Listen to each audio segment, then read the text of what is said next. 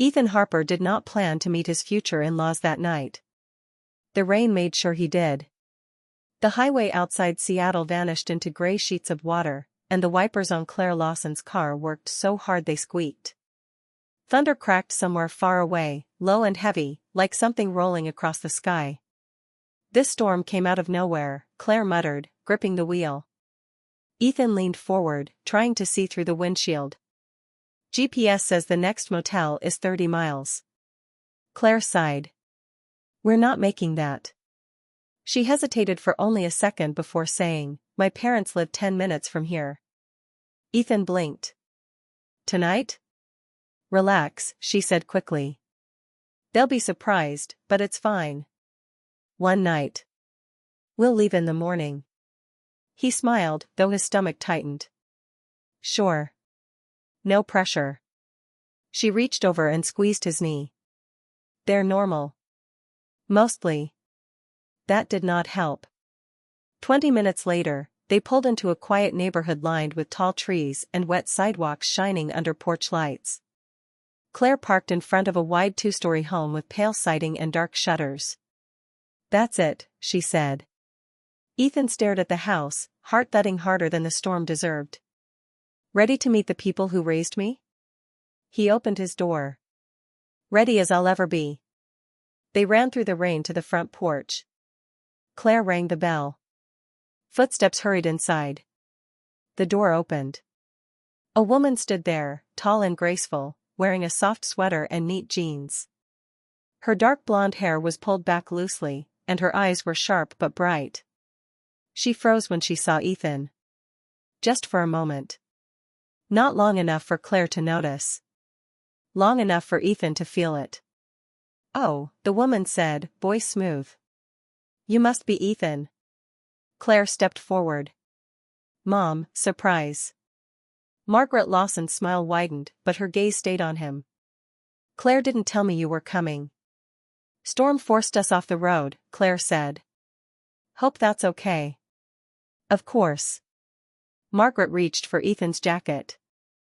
You must be soaked. He blinked. She was already taking it. Her fingers brushed his wrist. It was light. Too light to mean much. Too slow to feel like nothing. Ethan told himself he imagined it. I'm Margaret, she said. Ethan. Nice to meet you. Behind her, a man's voice called out, who's at the door? That would be my husband, Margaret said. Come in before you drown. Inside, the house smelled like wood polish and something warm cooking in the oven. Claire kicked off her shoes and dragged Ethan along. Richard Lawson appeared from the living room, gray-haired, glasses perched low on his nose. So this is him, Richard said, smiling. The famous fiancé. Ethan shook his hand. Nice to meet you, sir. Call me Richard. Margaret hung Ethan's coat on a hook, smoothing the collar before stepping back. Dinner's almost ready, she said. You picked a wild night to visit. Wasn't planned, Ethan admitted. Margaret studied him again, slow and thoughtful. Life does that sometimes. Claire groaned. Mom. Margaret laughed lightly. What? I'm allowed to be curious. They sat at the table soon after, roasted chicken, vegetables, bread still warm from the oven. Conversation moved fast. Claire talked about the wedding venue they were supposed to see in Vancouver.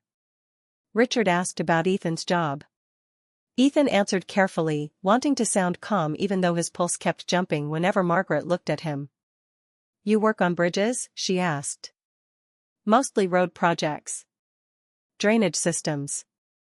Sometimes structural reviews. That sounds solid, she said. Claire smiled. He's very responsible. Margaret lifted her brows. Important quality. Her eyes stayed on Ethan. A little too long. He shifted in his chair. Richard kept eating, barely noticing. Margaret asked where Ethan grew up. What his parents did. What kind of music he liked. What made him choose engineering instead of art? Apparently Claire once mentioned he sketched. I'm not that good, Ethan said. You're humble, Margaret replied. Another good sign. Claire laughed. Mom, you're grading him. Margaret waved a hand. I'm impressed. Ethan forced a smile. He couldn't tell why the attention made him uneasy. After dinner, thunder boomed again. The lights flickered. Richard frowned. I'll go check the breaker. He headed toward the back. Claire's phone buzzed. Oh, my sister's calling. Be right back. She disappeared up the stairs. Ethan was left at the table with Margaret. The rain tapped against the windows. Margaret picked up the empty plates. Help me with these? Sure. They stood side by side at the sink. She poured tea into 2 mugs. Chamomile, she said. Good for nerves. Ethan chuckled. Am I that obvious? She smiled softly. Meeting future family is stressful. I want them to like me. I already do. That surprised him. Thank you. You're good for Claire. He nodded. I love her. Margaret's expression changed. Not sharply. Just deeper. That's important, she said. She reached up and straightened the collar of his shirt. Ethan froze. Her fingers lingered for a second longer than needed. You remind me of someone I once knew, she murmured. He swallowed. Someone, close? Yes. She pulled her hand back. Silence dropped between them. Thunder rolled again. Ethan cleared his throat. Storm sounds serious. Margaret nodded but didn't look outside. Instead, she looked at him. Something unreadable in her eyes. Something that made his skin prickle. He forced a polite smile. She blinked, then turned back to the sink. You and Claire make a handsome pair, she said lightly. The mood shifted, just enough to make him wonder if he imagined the rest. Claire's footsteps echoed upstairs. Richard's voice called from the back, power steady for now. Ethan exhaled without realizing he'd been holding his breath. Margaret lifted her mug and took a sip. Her smile returned to normal. Warm. Perfect. And suddenly, Ethan wasn't sure which version of it was real. As Claire came back down the stairs, talking into her phone, Ethan stared into his tea. A strange thought crossed his mind. A thought he didn't like. A thought he pushed away. But it refused to disappear. Had Margaret Lawson looked at him like a future son? Or something else entirely? Ethan couldn't shake the tension in the air, even as dinner ended. Margaret's gaze lingered longer than normal, and her questions seemed to carry weight beyond simple curiosity. Every time he answered, she leaned slightly closer, her voice soft, almost intimate. He told himself he was imagining it. That a mother could be proud, warm, and curious without it meaning anything more.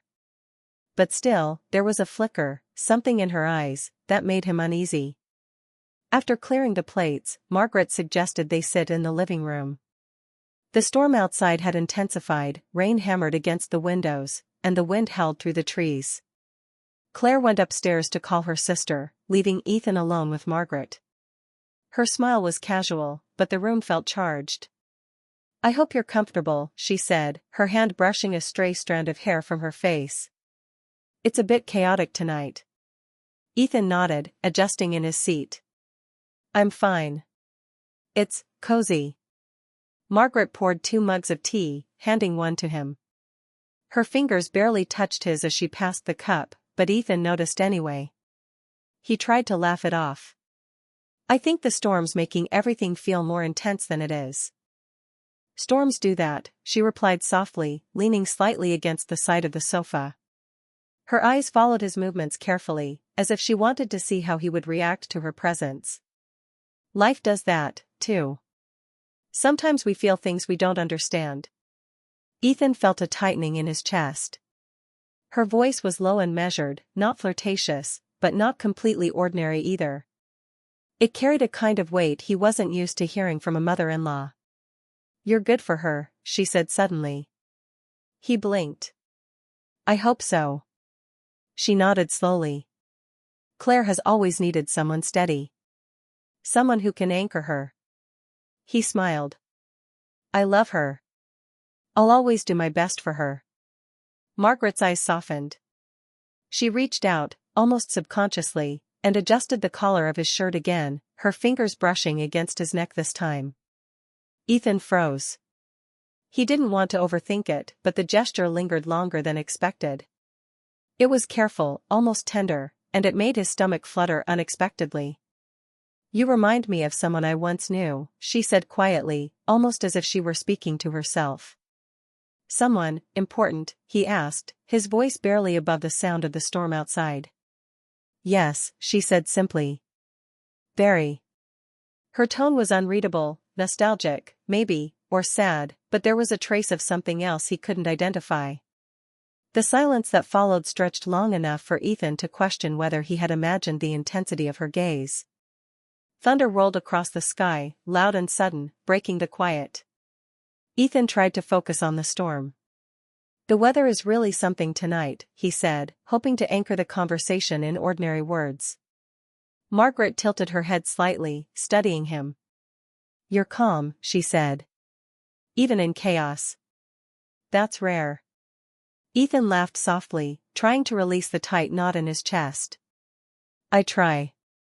She smiled, but it didn't reach her eyes fully. Something simmered beneath that calm exterior, a mix of longing, curiosity, and something else he couldn't name. He wondered if she was aware of it. Claire's voice echoed from upstairs, breaking the tension. Ethan? Mom? Margaret stepped back, almost instinctively, her posture immediately straightening. Your daughter, she said lightly. She wants to check on something. Claire came down, her phone in hand. Dad's coming in. Power's back. Margaret turned, giving Ethan a normal smile, warm and maternal, as if nothing unusual had happened. He forced himself to relax, telling himself that maybe he had overthought the whole situation. Mothers could be affectionate, close, and attentive without it meaning anything inappropriate. Yet, as he sipped his tea, he couldn't shake the lingering awareness of her hands adjusting his collar, the soft weight in her gaze, the quiet nostalgia in her words. It made him wonder what had passed through her mind. Margaret moved to pick up empty mugs and plates. I hope the storm doesn't make your drive home too difficult tomorrow, she said. Ethan nodded, we'll be fine. Roads might be tricky, but we'll manage. She tilted her head, still studying him. You have a kind of strength, she said. Quiet, steady. It's different from what Claire's used to, I think. He swallowed. He didn't know how to respond. There was something intimate in the way she phrased it, in the softness of her voice. He focused on his tea, trying to ground himself. Thank you, he said finally. I hope I can always be that for her. Margaret smiled. You will. Then, the lights flickered again. Richard appeared from the back, checking the fuse box. Everything's fine, he said. Storm is just being dramatic. The ordinary normalcy of the moment made Ethan almost grateful, almost relieved. Margaret laughed lightly, the sound natural, easy, but still carrying a subtle undercurrent he couldn't quite place. Later, the two of them stood near the sink, clearing the last dishes. The rain had slowed, but it still drummed against the windows. Margaret handed Ethan a clean towel. Their fingers brushed, and this time he didn't pull away immediately. Her touch was brief, but not accidental. You make my daughter very happy, she said again, her voice soft. Ethan smiled, grateful for the warmth, and nodded. That's all I want. Her eyes lingered on his face. Something passed there, a memory, a longing, a reflection. It made him shift slightly, the sensation of being seen in a way that felt both tender and confusing. You're steady, she said finally.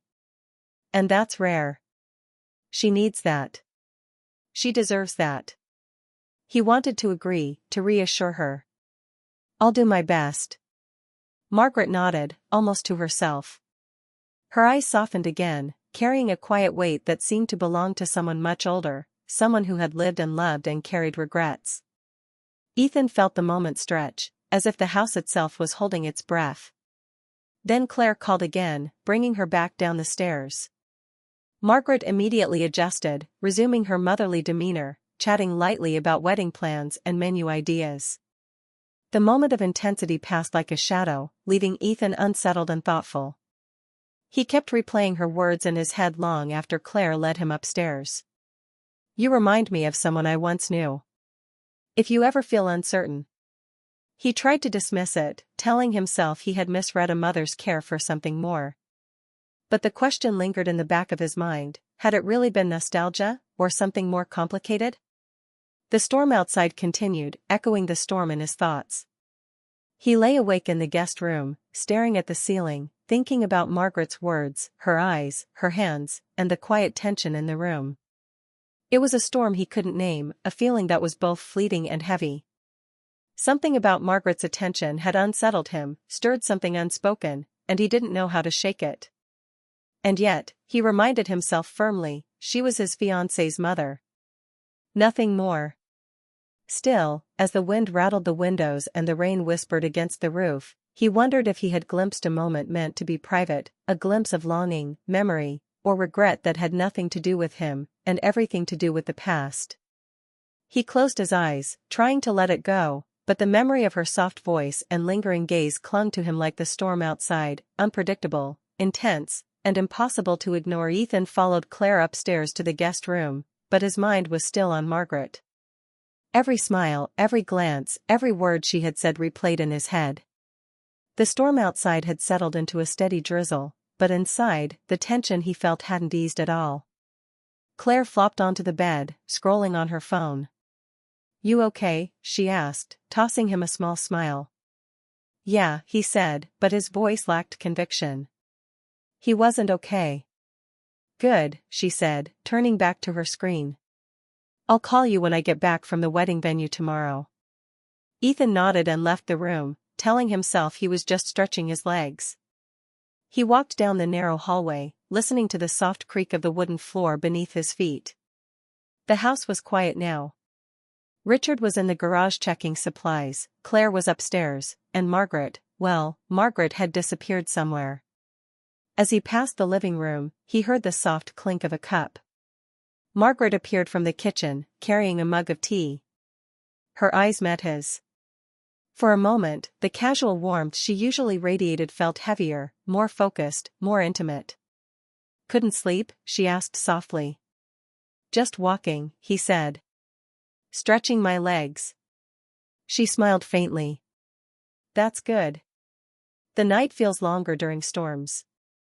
Ethan took the mug she offered, their fingers brushing.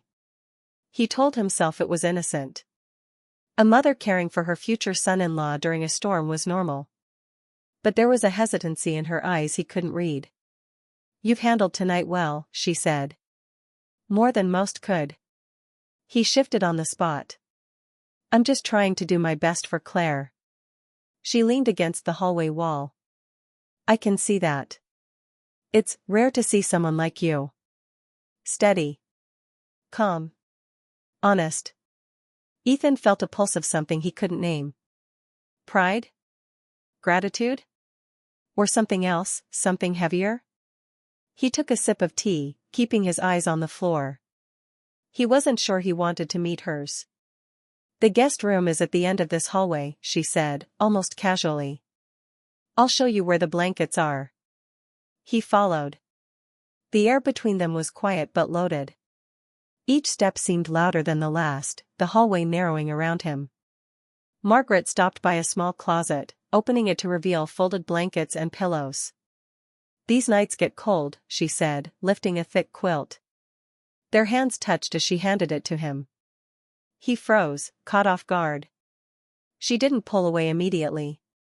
Her fingers lingered slightly longer than necessary, brushing the back of his hand. Her eyes met his for a fraction of a second, warm, thoughtful, searching. "You make my daughter very happy," she said quietly, almost a whisper, and Ethan felt something twist in his chest. "I hope so," he replied, careful not to sound nervous, though his heart raced. She studied him, as if trying to read him. If you ever feel uncertain about marriage, it's natural. Ethan's throat tightened.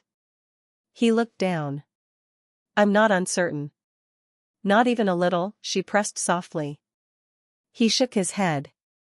No. Her expression shifted, something between surprise and something else he couldn't place. She laughed lightly, a sound both gentle and heavy. Good. That's good. Footsteps echoed on the stairs. Claire's voice called out. Ethan? Mom? Margaret stepped away instantly, as if a switch had flipped. Perfect timing, she said brightly. Go ahead. Ethan watched her walk past, giving him nothing but the polite smile of a mother-in-law. He held the blanket, chest tight, and told himself he had imagined it all. He went to the guest room and closed the door behind him, staring at the ceiling. Margaret's words kept echoing. If you ever feel uncertain. He couldn't forget the way she had touched him. The way her eyes had lingered. The way her voice had softened. His body reacted without consent, and the thought startled him. He tried to focus on Claire. On the wedding. On anything normal. But he couldn't shake the feeling that he had glimpsed something private, something she hadn't meant for him to see. Morning came slowly. Rain had faded to a soft drizzle. Margaret was in the kitchen, acting as if nothing had happened, pouring coffee, smiling at Ethan, laughing at Richard's jokes. The tension of the night seemed gone, but Ethan remembered every detail, the hands, the gaze, the quiet words. As he helped with breakfast, Margaret caught him for a moment near the back door. She spoke softly, almost as if to herself and not him. I hope I didn't make you uncomfortable last night, she said. Ethan hesitated. I wasn't sure what you meant. Her eyes searched his. You remind me of the man I was when I was young, she said. Before marriage, before routine. Sometimes that memory sneaks up on me. There was no flirtation this time. Only something older, quieter, tinged with nostalgia. I crossed a line, she admitted. I'm sorry. Ethan nodded slowly. Thank you for saying that. She straightened. You're good for Claire. That's what matters. Claire walked in moments later, smiling and talking about plans for the day. Margaret returned to her normal warmth, maternal and bright. Ethan forced a smile, trying to shake the memory of the hallway, the touch, the soft whisper. He realized then that adults sometimes carried quiet storms inside them. People could long for moments lost in their own past, and those moments could brush against someone else unexpectedly. As he left the house with Claire later that morning, the memory of Margaret lingered, heavy and unresolved. Ethan didn't know if it had been a fleeting lapse, a misread moment, or a quiet nostalgia spilling into reality. He understood something crucial: some storms were internal, and no matter how bright the morning, they left traces that stayed with you. And as the road stretched ahead, wet and glistening under the soft sun, Ethan couldn't stop wondering if what he had seen was real, imagined, or just a reflection of something Margaret herself had lost long ago. The question followed him, unanswered, as the world outside moved on, leaving the storm of the night behind, but not the storm inside him. Ethan woke to the smell of coffee and pancakes. The storm from the night before had passed completely, leaving the world outside wet and glistening under a soft morning sun. He rubbed his eyes and heard voices downstairs, Margaret, Claire, and Richard already moving about. For a moment, he thought about the tension from last night. He forced himself to push it aside. Today was morning, ordinary, bright, and awake. He dressed quickly, trying to appear calm, and went downstairs. Margaret was at the kitchen counter, pouring syrup over a stack of golden pancakes. Richard was flipping eggs, humming a tune under his breath. Claire was chatting animatedly about wedding plans. The house smelled warm and safe, normal again. Margaret smiled when she saw him. Good morning, Ethan. Sleep well? Yes, he said, though the word felt hollow. Sleep had been restless. He could still feel the weight of last night pressing on him. You'll like breakfast, she said, handing him a plate. Nothing like pancakes to start the day. Ethan took a bite, trying to focus on the sweetness and warmth of the food. The normalcy was comforting, almost too comforting, given what had passed in the hallway the night before. He watched Margaret move around the kitchen, her movements graceful, deliberate, motherly. She laughed lightly at something Richard said, and for a moment the air felt ordinary, completely free of tension. But then she caught his eye briefly. Just a glance, quick and fleeting, but enough to remind him of the night before. He felt his stomach tighten, a small pulse of confusion and something unnameable. He reminded himself firmly, Margaret was Claire's mother. Nothing more. Breakfast continued with light chatter. Richard asked Ethan more about his work. Claire planned the wedding schedule with her mother, discussing flowers, colors, and venues. Margaret offered opinions, all polite, all perfectly normal. Ethan kept his focus on Claire, trying to push aside the memory of Margaret's lingering gaze and soft words from the night. He knew she hadn't crossed any real line, but the memory of her hand brushing his collar, the way she had looked at him in that quiet hallway, it stuck to him like a shadow he couldn't shake. Once breakfast was done, dishes cleared, and the storm had fully passed, Margaret found him alone near the back door. The kitchen felt normal, casual, nothing like the tension-filled hallway the night before. And yet, she spoke softly, almost as if she were confessing something. "I hope I didn't make you uncomfortable last night," she said, her voice low and careful. Ethan froze for a second. He had expected normal small talk, not this quiet acknowledgement.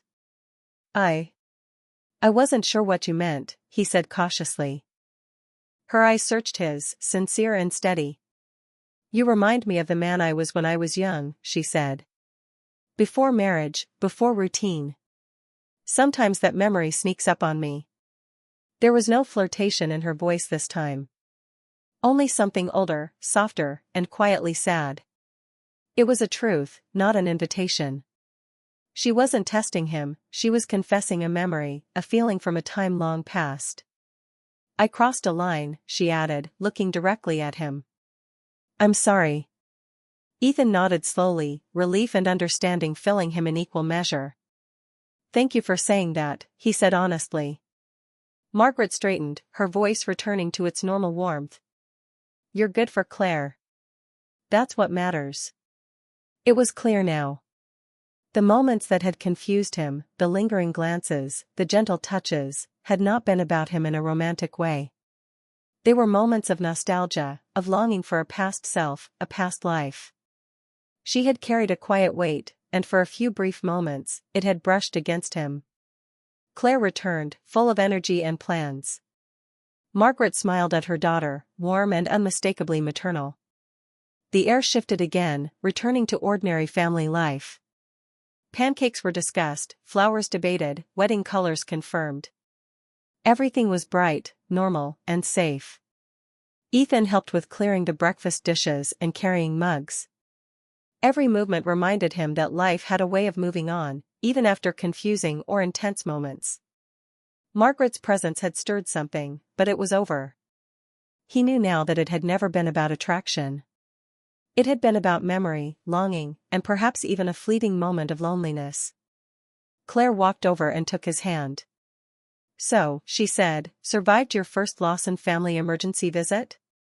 He laughed softly, squeezing her hand. "Barely."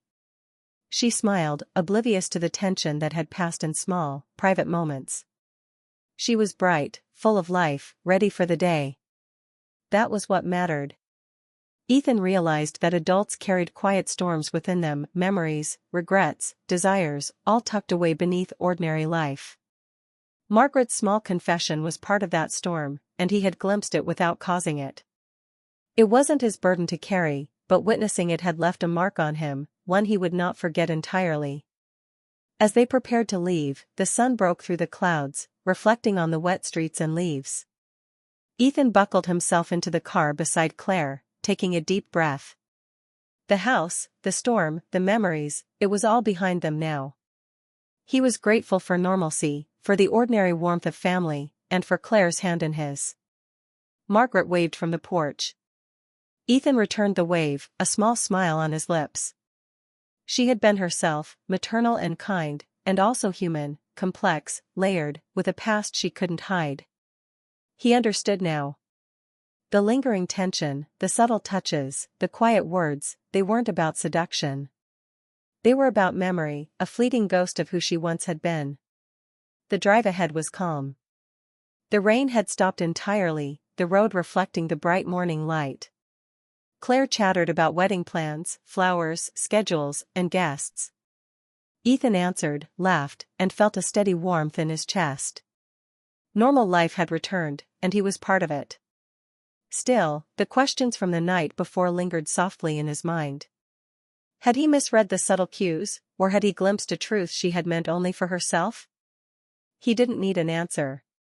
Sometimes, adults carried quiet storms, and the bravest thing was acknowledging them without letting them grow.